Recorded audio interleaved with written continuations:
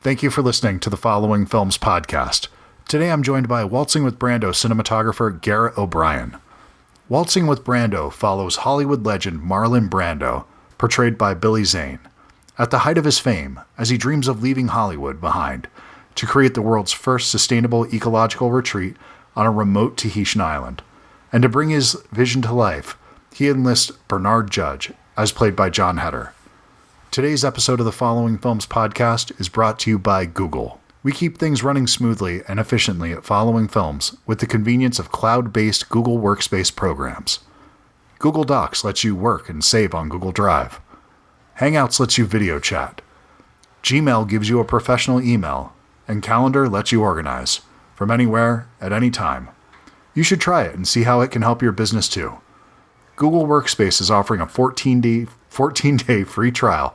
If you sign up using my link, I can give you a discount, and it helps support the show. Check out the show notes for a direct link. Waltzing with Brando is now playing in theaters everywhere. Now on to my conversation with Garrett. I hope you enjoy the show. Thanks.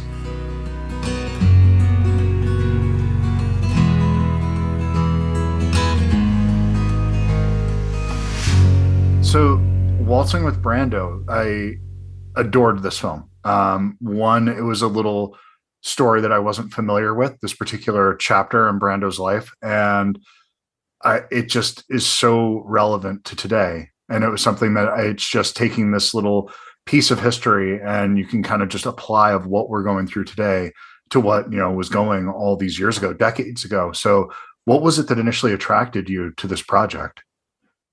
Well, I won't lie. The word Tahiti was used, and that immediately caught my attention right out the gate. And then was followed up with Marlon Brando, and I was like, okay, where do we begin? Give me the script. I want to read. That's one thing that caught me by surprise is just how little we did know about him. Mm-hmm. I knew that he was an activist, but I didn't know how much and what exactly he cared about. I knew that he was part of the civil rights, and I had seen that. That moment with Johnny Carson, I had seen that before. But outside of that, I didn't really know too much about the guy. And it was, as with always with me, it's my thing that I love about filmmaking is getting to jump into someone's world, especially the more, even if I do know about them, learning something new about them or learning from their perspective or through the lens of somebody else into some person that you may have known. And that's always the really fun part for me. And it was also a fun part of how we decided to approach the filmmaking for this was through, Bernard Judge, the architect that Marlon hires for the film, and getting to, it's like it's like Luke Skywalker and A New Hope, getting to come through that perspective of the person who doesn't really know anything, or, Emily Blunt's character in Sicario. I really gravitate towards that sort of point of view of filmmaking because it really allows my job as a cinematographer to be a little more exciting, a little more interesting. And then it also has the idea of it's an outsider's perspective on Brando. So it's not Brando telling his own story or the filmmaker telling Brando's story. It's this particular individual's telling this story from his point of view. So when you see things that might not feel right, they feel honest to this point of view from this person, which is you can break the fourth wall and do all these things. And it feels emotionally honest, if that makes sense. No, that's the really great insight into that, and also to your point too that while it is insight, what's going on in the world today too, it is also another side of that coin where film works in a way that it's a fun story, and I feel like this day and age there's so much drama, and it's not those films have their place. It's not to say that some belong and some do not. It's just I think. There's just sometimes you need a fun movie to go see. Like I saw The Naked Gun a few weeks ago, and that movie is so much fun. It was so enjoyable to be laughing in the theater with people again. So that's the thing I loved about that. The number of times people bring him coffee in that movie, it's the stupidest gag, but it just, it was just such a warm, like just a palate cleanser. It was such a perfect little sorbet that just to get to this thing we took for granted for my whole life that's just been so missing for the last 10 years. Yes, I could not agree more. And this film fits into that as well, that it is such a, when you hear about Brando and you hear stories about Brando, you hear about his eccentricities, you hear about these things. A very talented actor, but the way that he would work on set and all those things. But this is such a warm story, and it has such a big, just unabashedly, unashamed, like warm center to it that I really love it. And I think it's something that you can easily just wrap your arms around. And that's despite the fact that you take all these interesting approaches to the storytelling where you play with point of view a little bit, but you also play with the style of the film where you're taking archival footage and then inserting Billy Zane into it. And then you're taking these sort of moments that, you're shooting LA in a very different way than you're shooting Tahiti, and all the, the way that you're shooting the Godfather set and all these different things that you're recreating, that I think as a film person, you could get, distracted by that and get sucked into it. But honestly, I just went along for the ride and let go of all my preconceptions, which is something congratulations. That's a really difficult thing to pull off. Especially with a person like Marlon Brando, where everybody has a personal feeling of connection to him, which even people that haven't really necessarily watched a lot of his movies, because, I mean, like for me, I haven't seen the full breadth of his library, but like, On the Waterfront, Apocalypse Now, Godfather, and Last Tango in Paris, like I've watched all of those films multiple times. Of course. And especially The Godfather, and I actually even had to divorce myself of Marlon Brando from The Godfather because I hadn't realized how much of my own identity of him was tied into that role. And how he looks, and that was a really, obviously Billy had the biggest thing of dealing with that and representing that. And, but I'll go back to Tahiti again, where it's this thing that kept fueling us because it allowed us to make our own version of things. And that was like the center, the core of this film. And it's the very reason why Marlon fell in love with that place to begin with, was coming through in our movie every single day. Yeah. And big part of that is, yes, the environment is so gorgeous and beautiful, but the people are as equal, if not more beautiful than the place itself. And the way that they share, they shared with us their history and their home and talking about it. Or, there was one scene that we were doing where it's the scene where it's right after his wife, has had a kid, or not his wife, his partner has had a kid. Marlon Brando's. And there was a way of which something was pronounced, and the crew was like, sorry, we wouldn't, that doesn't make sense there. And they're like, what do you mean? Like, they corrected us, and it's like, oh, great. Like, you can't get that unless you were shooting. And there's such a really, minute thing, but it's all those little details and differences and excitement that, that you get from being in that place and sharing that experience with, the local Tahitian people. And it's a really lovely, wonderful thing. And they talk about Marlon with a lot of pride and respect. Like, they're not like, another Marlon Brando thing. It's like, yeah, he's like, I don't want to say he's one of us, but it's like, it was a sense of honor when they spoke about him. And that makes a lot of sense because you feel the reverence that he has for this land, for these people, that it's just the moment that encapsulates that so beautifully, the moment where they're going back and forth with the cheese platter, that it's something that on its surface, I don't know in the writing how that came across, but when the execution of it is so beautiful, that it's so simple, but it absolutely works for it. And I think a lot of that is the writing, but there's also the performances there where John and Billy, they're just great scene partners. And I think a lot of the stuff here is you're not distracting from that. You're allowing us, despite all these things that are going on, the uncanny valley of how much does he look like him, all these other moments, that you're really just buying into the relationship between these two men. It's really the most important thing here.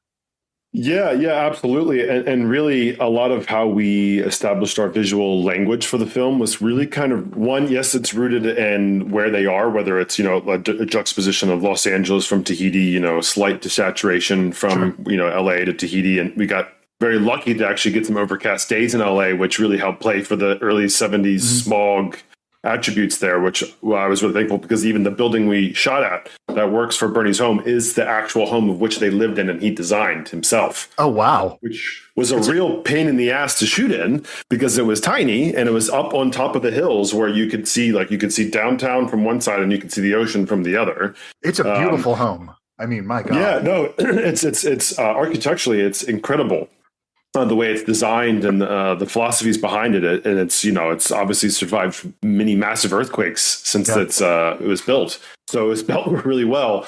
It doesn't make it necessarily friendly for shooting, but I was really glad because if anyone's a real fan of his work, they're going to see that and be like, oh, that's his real place. But outside of the geography of these locations, really what motivated us is their relationship and this sort of kinetic energy that happens when the two of them are together. And that's one of the things that I'd say probably the biggest element that really made me fall for the story was their relationship. And, The Master is one of my favorite films. And that sort of relationship of two people, for sometimes good and sometimes not, more times not for that film than good.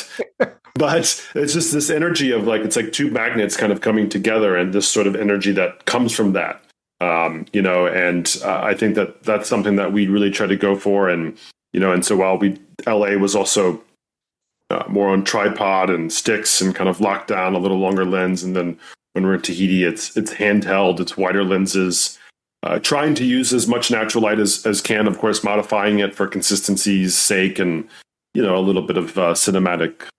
But at the end of the day, it's like that camera, being controlled, being actively involved with their relationship, and being a part of it and feeling like you're in there and being no mistake that you're in Tahiti, and really feeling that light reflecting off the water, reflecting off of that vegetation, and, to the point where I actually did bring reflectors, very, Cine Reflect lighting system with me, so that I could try to really get as much of that natural light that was there. And if I couldn't, or if, for example, if the weather changed, bringing in, I had all RGB LED lamps, so then I could try to match a consistencies element to it, and then, finessing that from that point on. But it was a very inspiring place to be. And, their Billy and John's sort of, they knew as well that the movie hinged on their relationship. Yeah. And I think that they did an exceptional job with it. And it really, I've watched the film a few times now, and it's always gets the biggest laughs and the biggest moments when it's the two of them together.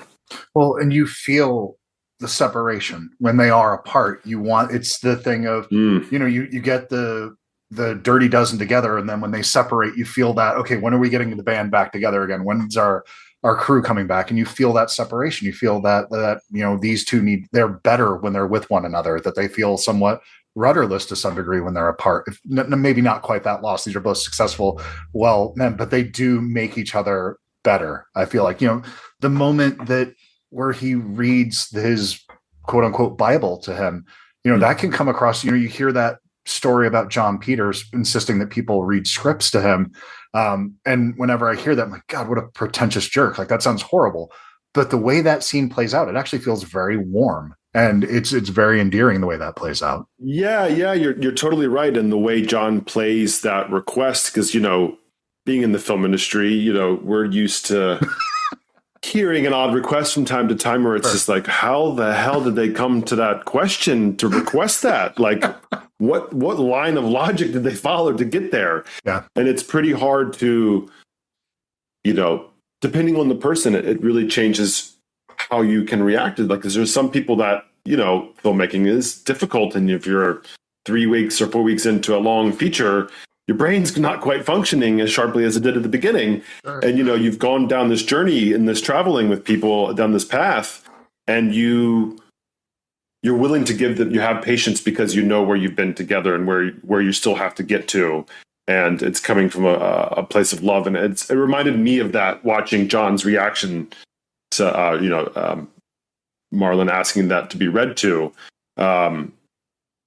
Because, there's just something, like you said, you've nailed it. Like, it's very endearing, and it kind of encapsulates their relationship in a good little nutshell of a way. Yeah. And can you talk a little bit about, you were mentioning needing to compensate for shooting outside in Tahiti, and, shooting on the water is one of those things people just advise, don't ever do that. It's going to make your film so challenging.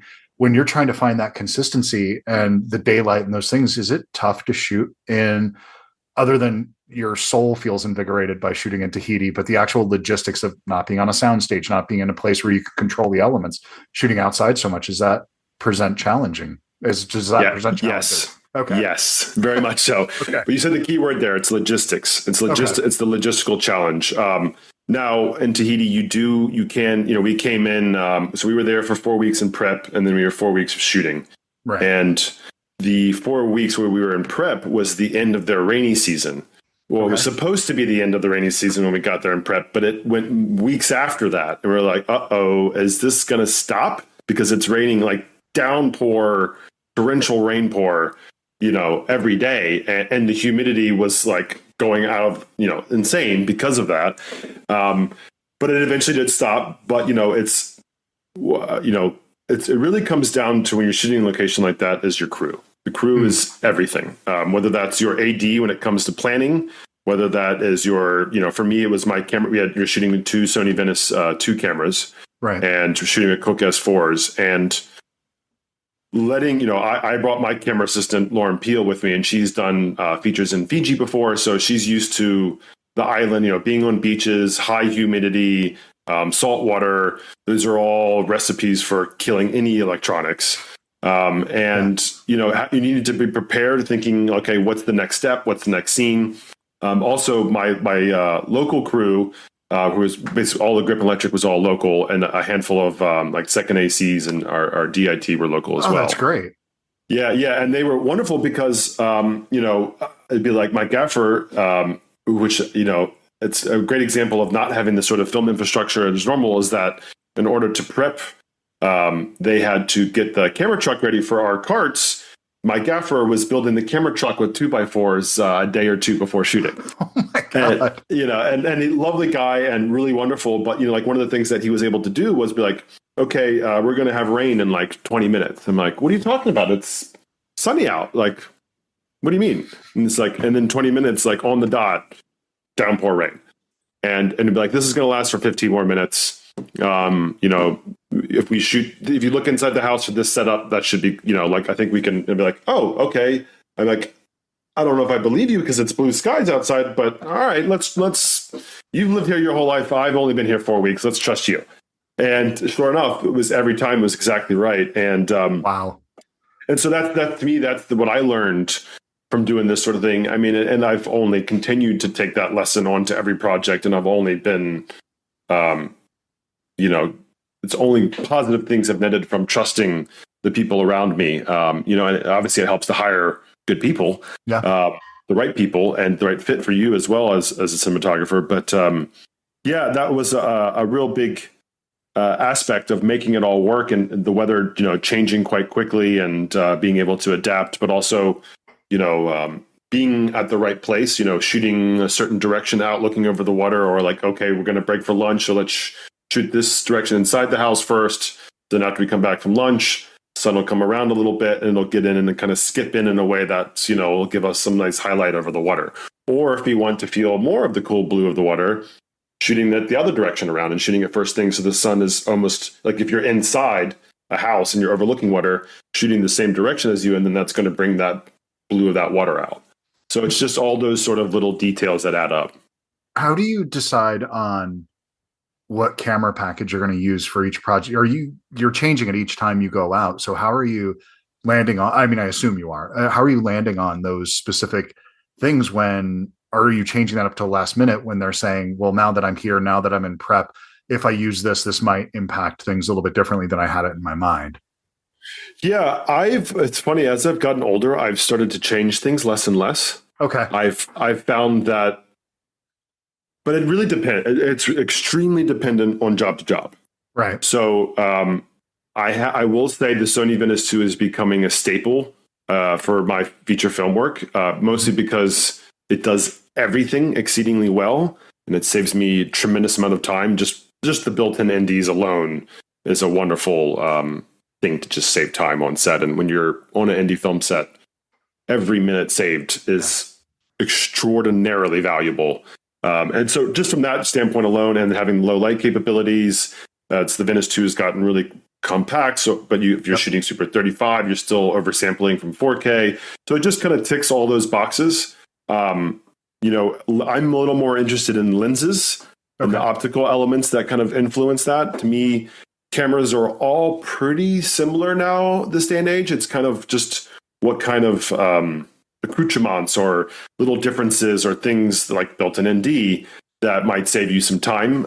Yes, you might get a little stop here or there more with certain cameras, but for me, the Venice 2 just does everything really well. It's really robust. It's decently power efficient. Hmm. And my camera assistants like it. Well, Yeah. I'm glad you say that because I go to Cinema Gear. I'm not sure if you've ever been to that before, but they kind of showcase different cameras, different packages, different lighting equipment. And anymore, I have a difficult time telling the difference between cameras. It is really, there's personal preference things that are Yeah. that much difference in comfort with what you're familiar with. I assume at some point, but like what you're able to do with low light in most professional cameras now, it's insane. So I can't believe what you're able to do with moonlight now that you could. It's Yeah. insane. Yeah. Yeah. And I'm pretty, as much as I'm a fan of the Venice 2, I really don't believe in the camera influencing what you're capable of doing. They're Okay. all basically data buckets, right? And how much data can they acquire? And Yeah. then when you dump all that data out, how well does it lay itself back out for you? And they're all pretty similar size buckets now. You might have some differences, and some of them might have a better handle, so it makes it a little easier to carry that. Sure. But the reality is you can do so much with it. And for me, I became a big fan of, I love the way film looks, but I became very frustrated with the fact of how I couldn't get movies or productions or anyone to really justify the cost of shooting on film. And I'm someone that believes anyone should have any choice that they want. Yep. I do tend to like shooting digital. Like my kind of preference is shooting digital and then making it look like film because it gives you all the benefits of digital and all the benefits of film without any of the negatives. And producers like it because it saves them money and our movie looks exceptional. And, for me, the big thing that I really love from, making digital to film is, yes, the grain is great, but I also really love film halation. Yeah. And how that kind of creates a perceived softness without actually pulling any clarity away from the image. Like I shoot at deeper stops. Like I don't shoot wide open. Like I shot a lot of this film at like T4 or T5.6 because it's like we're here in Tahiti. I don't need to be shallow. I don't like. Yes, there are times where it makes sense, or there's a close up where you just want to see eyes. Right. But to me, that depth, along with grain, halation, and all these elements, and shooting with a contrast and a color that is very, for us, we went with a sort of Kodak 16 millimeter 50D sort of stock. So to try to emulate a 35 mil capture back in that time. So it was a little grainier and a little texture to it. But with a film print finish. So we had a heavier contrast look for it, which it was pretty ambitious to have that sort of high contrast look with our sort of minimal lighting package or minimal time, and so it's daunting, but I think it really presents an image that looks gorgeous. And you have great color contrast between skin tones and the vibrant blues and all the differences of blues and greens that are present in Tahiti, and then having the beautiful different colors of skin tones, even just within Tahitian people, let alone, Bernie and Marlon's characters. And to me, that really was a lovely thing. And we had that look in our dailies when we were shooting. And so I was, I didn't have a DIT, but I had a mobile package, a laptop and hard drives and all that I was able, at the end of the night, I would take footage that our data technician had backed up and created dailies, and so that they were able to edit with this, but also I was able to show our cast and our crew what we were doing, and they were all extremely excited about it because it's like, oh shit, this looks like it was shot in like the 70s. Now we ended up kind of sweetening some of our colors and contrast a little bit more in post to kind of walk a little line in between the two. You have a past look and a present sort of contemporary saturation, but still being based on a codec, or sorry, I should say a filmic saturation. Well, that's kind of, for me, it was when I saw, I guess it would probably be "Oh Brother, Where Art Thou?" It kind of changed that for me, where it was like, oh, you can shoot this way and then get to the color that you're looking for and have that much more control over the image throughout that process and really dial that in as you go throughout. And that's something that's just, it's part of the process. Now, it wasn't that way when I was in film school. That was not the way we were taught how to do things. But that just makes so much more sense because this weekend I just happened to have watched The Long Good Night. And I think about like LA films from the 70s. And that's one of the ones that comes to mind. Just, and the way you use blue in that is similar here when the way, because you're having a coldness in the blue in Los Angeles, but then there's a warmth to the cooler blues, if that makes sense. There's like it's emotionally warm, but it's still a very cool blue in Tahiti. If I'm not sure how. Yeah, it's that juxtaposition. It's that juxtaposition of having warmth in the image, but still the blues being a true vibrant blue and a vibrant green that doesn't feel like the warmth that you're getting from the highlights in the film look. That's basically like over modulating the blue and green channels. Yes. Absolutely. Yeah. Yes. Absolutely. And it gives it such a warm feeling throughout the film. Even when they are traveling, you feel the differences of those worlds, but there's that thing that's pulling you back to Tahiti, that draw of wanting to go back to that world when they leave it. And I'm very surprised to have been struck by this film as deeply as I was, because it's not so, and I just didn't expect to. I thought it was going to be fun, thought it was going to be lighthearted, which it is, but it's something that is actually, it's a very touching story. And I think you have something here that I can easily recommend to the most dyed-in-the-wool cinema fan in the world, as well as somebody who doesn't give a shit about movies and movie history. Because I think you have a really universal story here that people can tap into. That's really lovely. I really appreciate that. I mean, what convinced me that we might have something was when Paul Schrader, I don't know if you heard, he had done a review of it, like I think like four or 5 months ago. He loved it. He was saying that like the bio, like he was like, Billy's role in this is amazing. And it's like, there's so many, I mean, I might be paraphrasing here, but there's so many biopic films that are so heavy and so much. Yeah. And I think it's almost a greater challenge trying to play Brando as just a dude. Right? Like, that's so hard. He's just a guy chilling, hanging with a friend, and he's got some crazy ideas, and he's kooky and weird, but like, also, he's fucking Marlon Brando, and it's interesting. But that's the more subversive take on it, though. If you're leaning into the eccentricities, if you're going for that film, that's what we'd anticipate. And I think that's that was part of my expectation, that I was, and there are elements to him that he is absolutely, his own person. He is an individual, but it's endearing. It's not something that's off-putting or something that's he's just being an asshole for the sake of being an asshole, or being difficult for the sake of being difficult, which some of those stories come across that way. You're seeing, oh, this is just a guy who, when removed from that, there's a reason. And it feels like it doesn't go too deep into it, but it's all there enough that you could say there's a reason he reacts to his life as a celebrity the way that he did. He doesn't believe in it. It doesn't resonate as a reality to him. And I think that that's a more, for lack of a better word, that's a more punk rock version of this story, is to tell just a warm story and just set it fixating on those oddities. Does that make sense? Absolutely. And again, to kind of tie it back to modern times, like one of the things that I remember thinking of having this thought of when I was considering a career in the film industry before I was ever in the film industry, and to where I am now.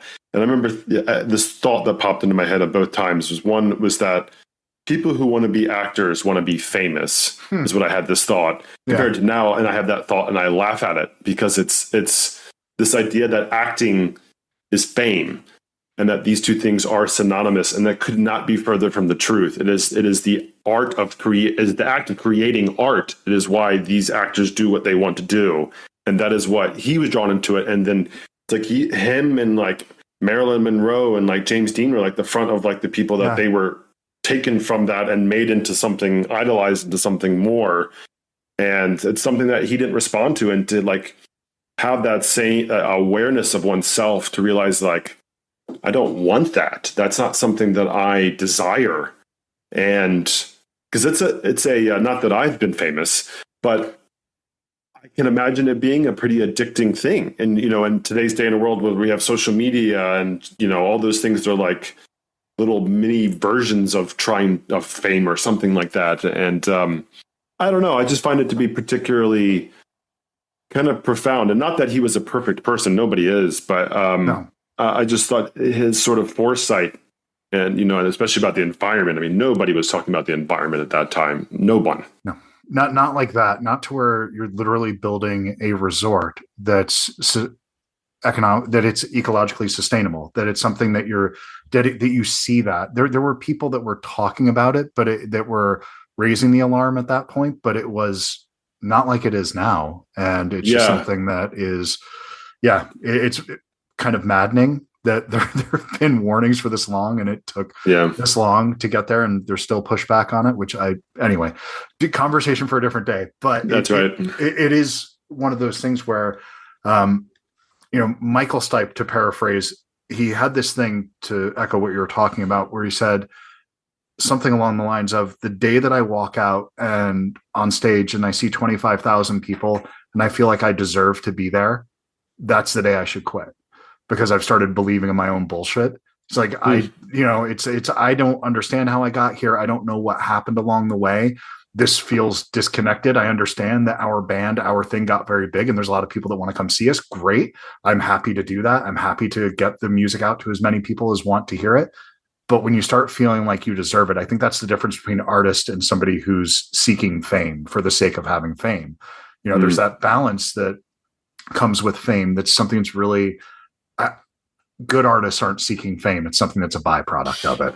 So. Yeah. It's because it's hard to come in with the intention of wanting fame and being able to make art, because it feels like those ideas are in direct confliction with one another. Well, it's like I've interviewed people that have literally said that they made the film, they made a genre film because it was just a movie that'll lead them to the next thing.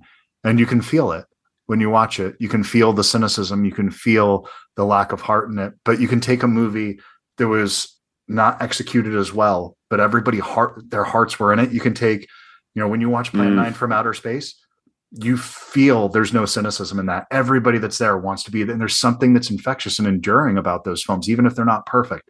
And so I don't know how you can sense cynicism, but I think you can feel it when it's a cynical project.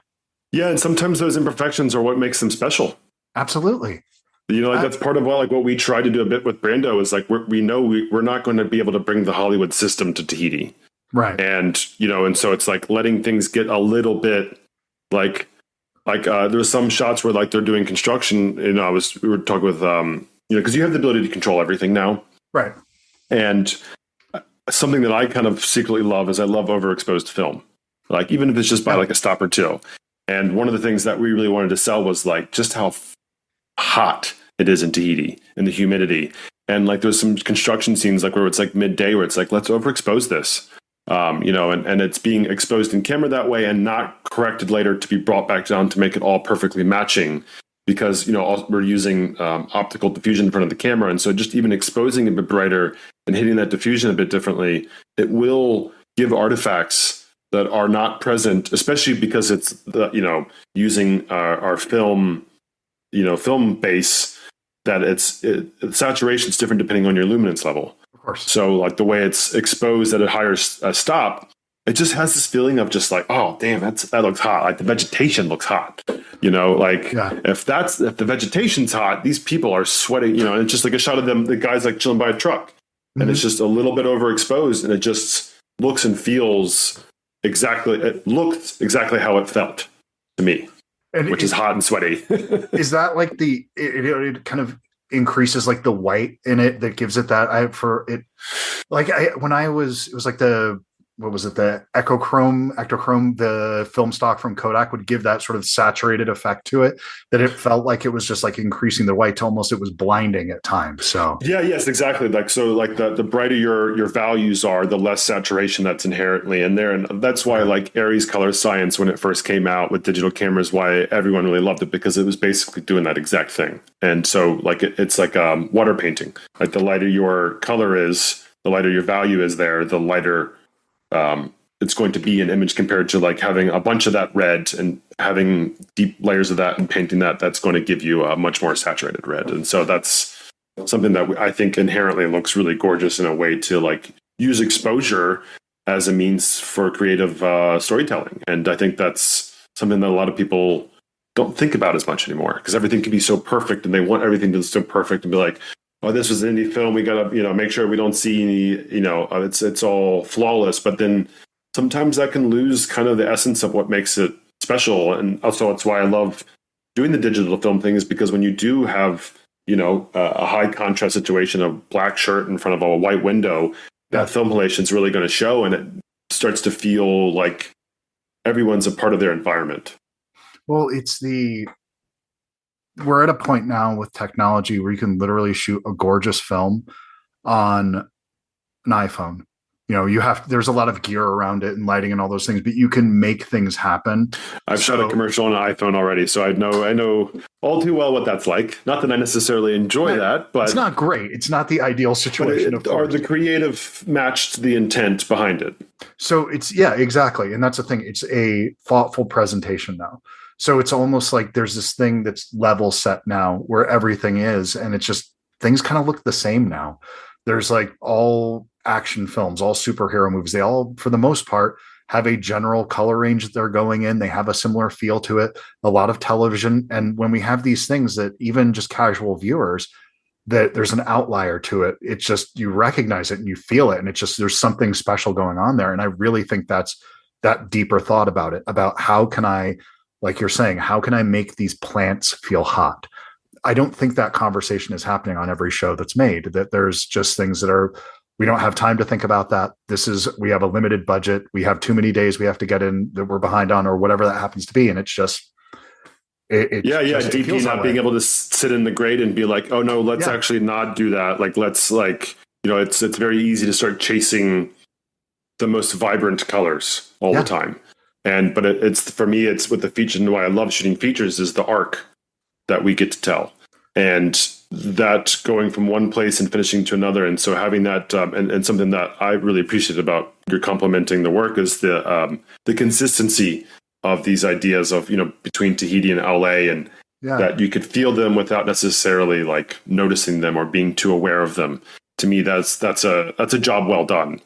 Because I want to influence you without you having any clue of my influence. I mean, that's why I hold Roger Deakins in such high esteem, is because that's what he does, in my opinion, better than anyone, is his 100 little bits of influence and how he takes you on this ride, and you don't even know you're along for that ride until you finish it, and you're like, oh. And only I'm aware of it because that's what I do for a living. I mean, I feel like 98% of the viewing public would not have a clue. They might feel it. They might feel something happening, but they'll not be able to point a finger as to why that's happening. No, and that's how it's the only reason that I'm really conscious of it is because I'm watching this, preparing to interview you, to sit down and have a conversation with you. If I'm watching a film to review it or to interview an actor or director, I might take some of those notes and think about that. But I try to just let it wash over me and not think about those things, because as you said, if you're doing your job correctly, it's not drawing attention to itself. You're just getting wrapped up in the story and it's almost invisible. But it's like with editing or with the score, all these things are just gentle nudges in the right direction of what the intent of the story is. And I think you just have a really beautiful example of that in this film. And it's something that just completely supports Billy Zane is incredible in this movie. He's awesome. He's doing shit I didn't know he could do. I'm genuinely I'm floored by him in this movie. He's great. There's no. He impressed me when we were shooting, but he impressed me even more in the edit.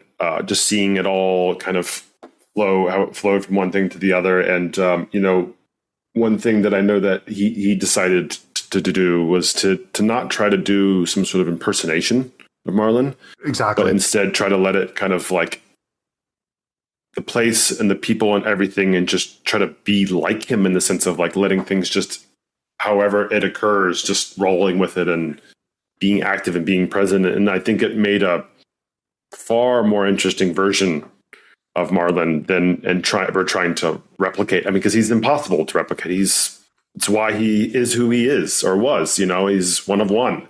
And so like, I think Billy's approach of trying to just be and not try to like pretend without it's a really difficult thing to kind of put into words, but I think that's ultimately, and also just being in Tahiti and being where he was being, and those things just really add up.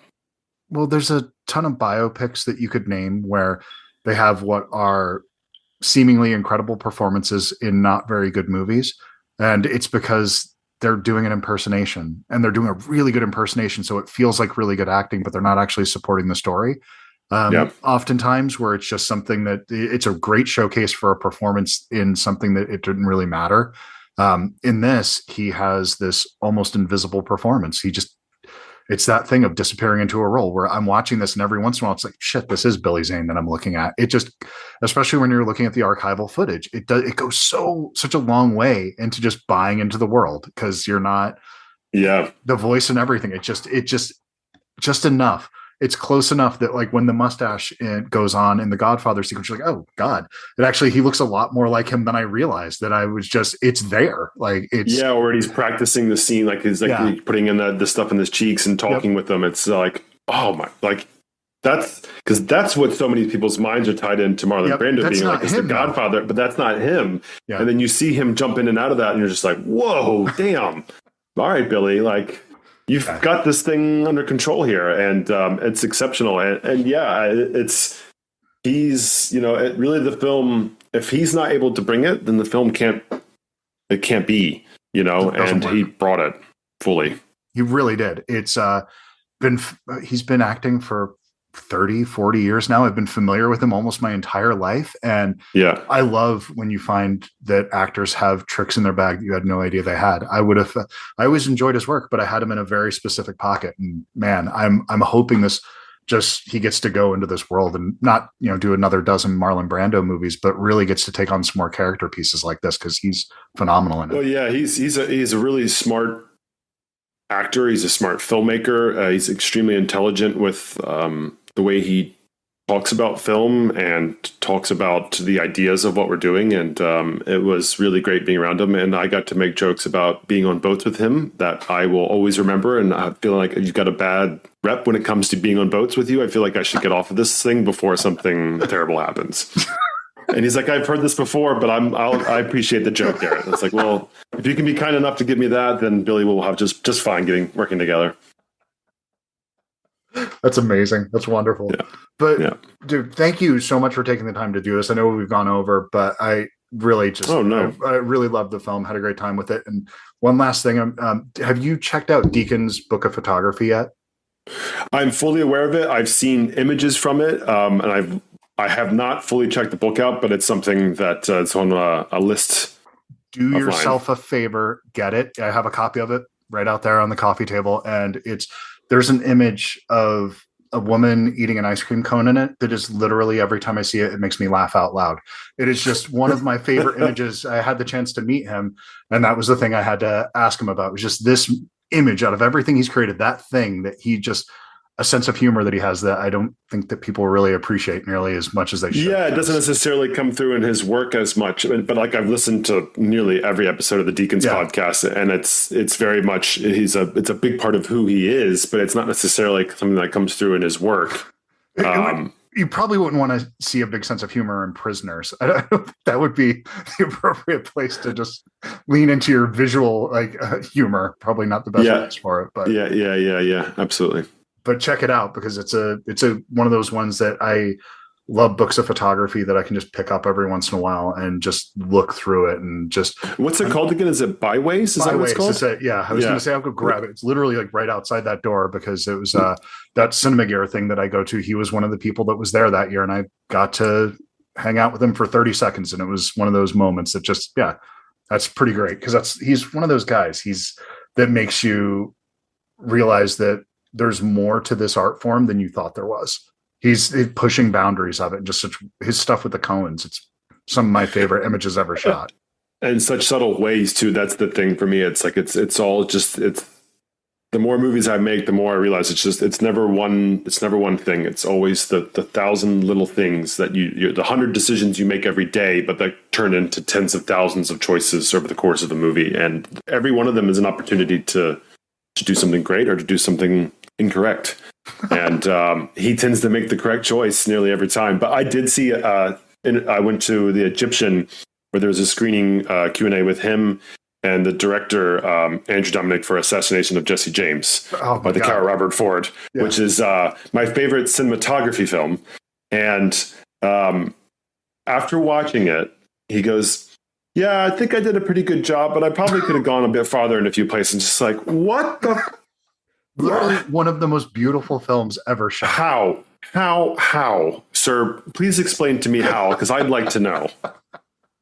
But isn't that the thing? That's how it should. Most artists, they're going to look at their work and they're going to see the flaws. They're going to see the things that they would do differently given another chance. That's just how that goes. I know that all too well. All too well. If you, yeah, and that's the thing, that people that are viewing you were talking about, the imperfections are the things that make it work. It is sometimes the broken nose that makes somebody handsome. It is that kind of thing. The things that you are like, I would absolutely do that differently. Sometimes that's where the magic was. And other times you're like, this is the thing I wanted to do, and I crushed it, and I got it right. Yeah. And then maybe a week later you'll feel completely embarrassed by it, because that's just how ego works. So who the hell knows? Yeah, I know all too well about all that, and and it's also important to be kind to yourself too. You can beat yourself up forever. It's like, okay, learn the lesson, put it in your brain, tuck it away for when you're on set and something similar comes up and it pops up.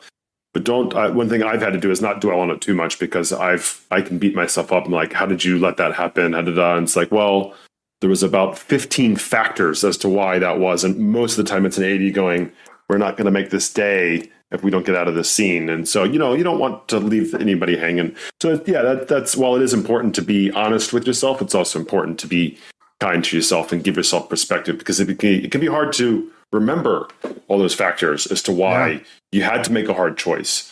And to be kind, because it's not easy, and just take it and learn from next time. I don't know how people edit their own work.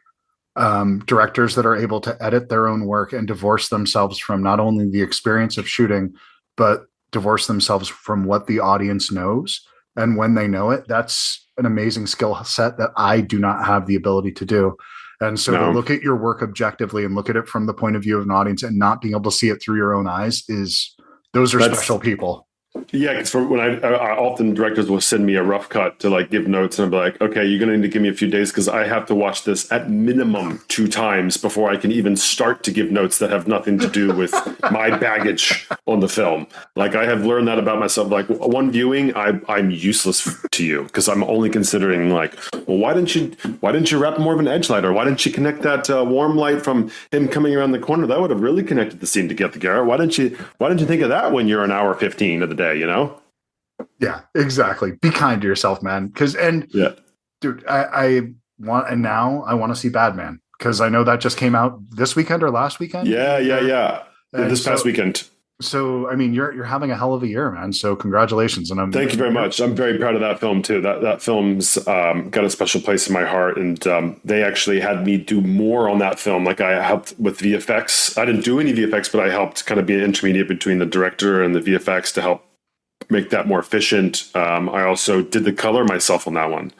I'm very, very proud of, we did a similar thing where it was 16 mil, but this time I even did digital diffusion, no optical, in order to save us as much time as possible. And that one's, you should check that out. That one I'm very proud of. Well, it's very different from Badman. From Brando. I've gotten publicity materials on it, and it was something that I was looking into, and I was really interested in it because Sean William Scott, not unlike Billy Zane, he's one of those people that at one point in time I had a very specific thought on him. I realized it sooner with Sean William Scott, where I'm like, oh, this I want to say kid. He's a grown ass man now, but it's just my point of view of being 49, and just he is by far more interesting of an actor than I think he gets credit for, and he has really good range. So I want to check it out. And this movie, he plays. He's got more of the straight man, and even though he still has comedic, funny moments, but he's great in it. And I think like in Johnny Simmons, who plays the other lead, he's wonderful. He brings a lot of great heart to it, and it's a funny movie. We just had the premiere for it, and literally the entire time people were laughing from beginning to end. And it reminded me of the scene Naked Gun, and some people came up and were like, "Well, this movie is so funny from beginning to end," but also like hearing big reactions of like an surprise action moment, or somebody getting hit, like, ooh, ah, like it was just all kinds of sounds happening. I was like, this is why I love making movies. Well, and you get to hang out with Rob Riggle, who seems like one of those guys that's he not had going to be me a bad hang. Tears laughing. I'll share one funny story with you to leave you with. So there's a sequence in the film where they do a prayer circle before going out on a raid. And and so we have a 360 shot on the outside circle track, going around. And then we wanted to do an inside the circle 360. And we didn't have money for a remote head or anything. So that meant me on the ground, kind of cross-legged, basically hugging the camera on a hi-hat. And basically leave it locked on a tilt position on like a 40 mil or something like that. And then I duck my head down. I'm talking too far away from the mic here.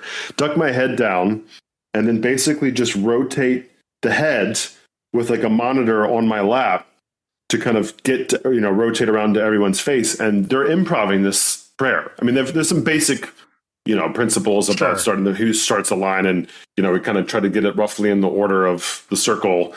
But Rob is just improvising stuff, and I mean, it's not even that what he's saying is not that crazy. It's just the way he delivers it is the funniest damn thing you've ever heard in your life. And I'm laughing so hard, trying not to laugh, that I'm like, basically looks like I'm having a stroke trying to operate this camera. My head's bobbing up and down, and they can all see me. And they're just like, you can see on outtakes, like them like looking between like the camera and me and trying like not to laugh themselves. And Sean's not someone who ever breaks. Rob was making him break constantly, like nonstop. And I mean, my head's just like, I've got a technique where like I pinch myself to try to stop myself from laughing and ruining takes. Just tears streaming down my eyes. My head's like shaking and going crazy. And it's just like, how did I end up here? It's just, and it's so fun. And my abs were so sore the following day because it's just, nonstop comedy, and the improv that they came up with. And Andre's another actor in the film, just has these like cut down lines that are just hysterical, and it's nonstop. It's so fun. Well, I'm excited to check it out. And Riggle's ability to commit to absurdity. And I don't know if that's his background, just what his actual, as a person before he got into acting, he has a proper place for it in his heart. It seems like that he gets it, that like he's just getting to make pretend for fun. But his ability to own absurdity is unlike anybody else. It's really incredible. And it's different for this film because he plays a more earnest person. Normally he plays more like a kind of a upbeat asshole sort of, big, larger than life kind of character that, but can, like you said, can still be grounded in some sort of reality. But in this one, he plays this earnest one, and he's like this kind of like lovable idiot, and he's so good at it. Like, it's just wonderful. He plays unearned confidence like nobody else. It's just people that are really sure of themselves that are absolutely clueless. And that's I'm a sucker for it. It's in both film and in reality. That's all over Bad Man. That movie is littered with unearned confidence. Fantastic. In the best way. Dude, Garrett, I'm excited to check it out. And thank you so much for taking the time to do this today, man. It was great to meet you. Yeah, it was absolute joy speaking with you as well. I could probably talk for another hour about filmmaking with you. It's very easy. Easy. Let's do it again. Whatever the next one is. I'd love to. I'd love to have you back, man. Okay. Awesome. Perfect. Thank you for taking the time, man. Take care. Yeah, likewise. Take it easy. Right. Thank you. Thank you, Holden. Appreciate you setting it up. Yeah, thank you so much, Christopher. Thank you again. Take care. Bye-bye.